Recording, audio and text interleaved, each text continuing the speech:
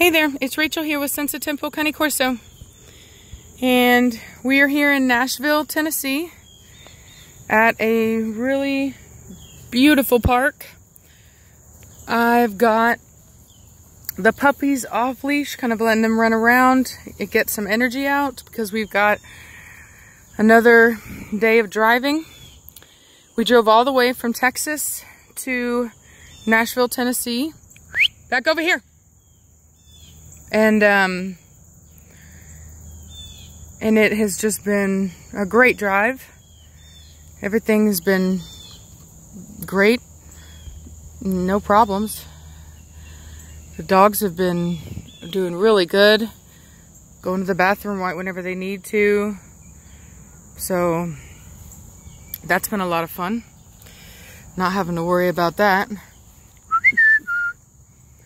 And so I decided to, since we made such good time, go ahead and let them get out and stretch their feet here in this beautiful area here in Nashville. It's very, very green. Everything is green.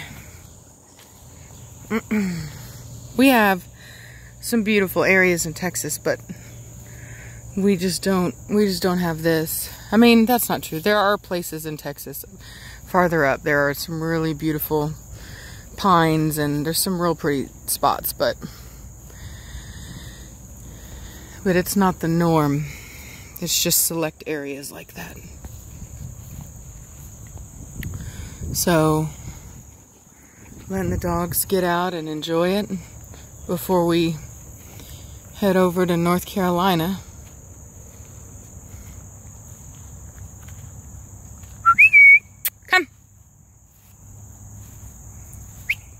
Velocity, let's go. Good girl. Good girl. Been working on her recall. Good girl. She's very independent. Free thinker, will not hesitate to just take off. Which is really not typical of a Cane Corso. She's just, like I've said before, she's a little different. I think it has to do with the way she was raised, possibly. Her mom is the kind of dog that doesn't relax. She's always on. Runs up and down her kennel. Is always bouncing all over the place, freaking out. And that's what she saw. So, you know, and that's her mom's temperament. Midnight, back over here now. You get it back right now. Bring it back over here. Good girl. Good girl. Good girl. Blondie, be nice. Good girl. Yeah, in case y'all are fixing to find out, Blondie has really started to try to take over. She's been getting pretty dominant lately. Barks if anybody gets in her space. Likes to push people around. She's starting to come out of her shell.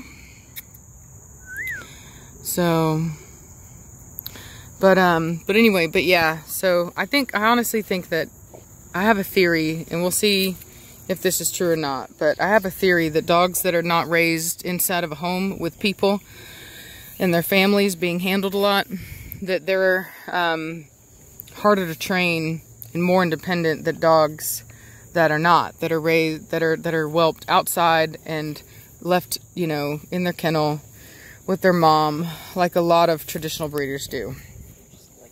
And I think that this matters because if you think about how we domesticated the wolf, well, we took the puppies at around 2 weeks.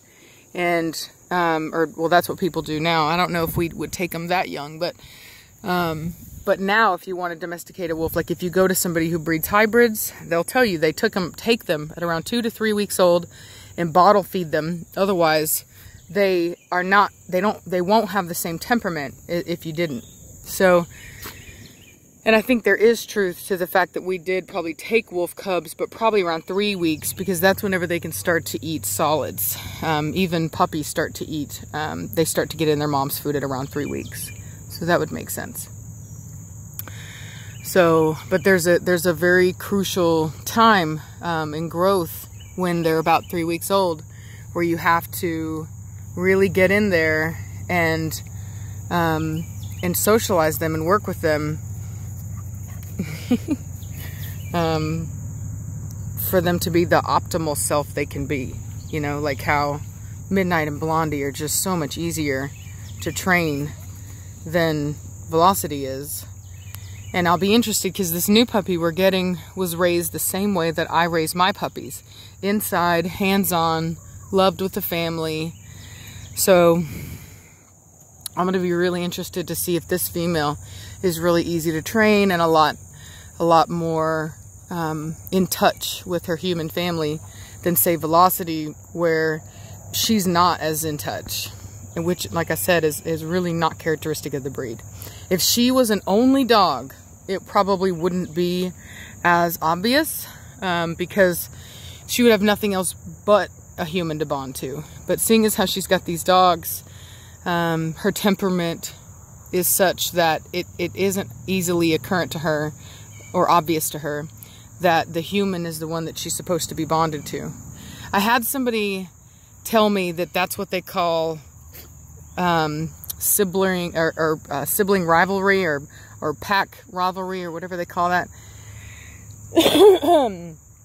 I personally had never heard of that definition before. I had always known sibling rivalry to be, or what we call Littermate Syndrome. That's right. Sorry, it's early in the morning and I haven't even had my coffee. So somebody told me Littermate Syndrome was a dog that didn't respond to the humans and was more bonded to the dogs. And I told her that that is a temperament issue. It's got nothing to do with whether or not it's a sibling to the pack members or anything like that. It is just a temperament issue. It can happen in any dog that is with more than one dog. And it doesn't even have to be a puppy. Like they can just be that way.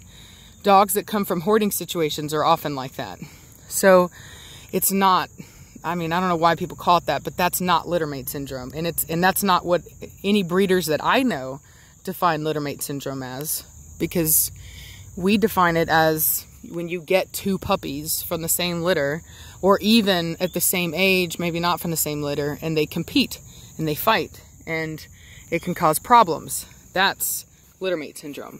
What she is doing, Velocity, where she isn't as bonded to us and listens to the dogs more and is more independent, that is a temperament issue having nothing to do with Littermate. And it would be apparent no matter what. Even if you were training her, even if she was your only dog, she would still be super independent. She'd be hard to get attention. She'd ignore you for the most part. It's a temperament thing. And it expresses itself in many different ways. It doesn't mean she's impossible to work with. It just means she's harder to work with. I have to put more effort into Velocity than I do even both Blondie and Midnight combined. So it's something to keep in mind when you're looking for breeders. You really do want to focus on people who have the time to raise their pups inside their homes, hands-on, especially if they've got kids. That's a really good one. Usually the kids can kind of help, and they kind of help. They push the pups, they play with them a lot, they mess with them. It teaches the pups to have some tolerance and be patient with kids, and it's there's a lot of benefits to them being raised in an environment with toddlers and kids and stuff. But especially in the home. That's a real big one, honestly. But like I said, you guys will see that. When I get this new female, she's going to be raised like my pups. And then I've got another female that I've paid for, but isn't born yet. I've just been waiting for the breeder. He said December is when he should have something for me. So she'll probably be more like Velocity in that she'll take some more work, because I think that his are outside. So, I mean, there's nothing wrong with it. It's just more work is all. But we'll see. See if my theory's right. It's just a theory at this point. Oh. Yep. Blondie's rising up.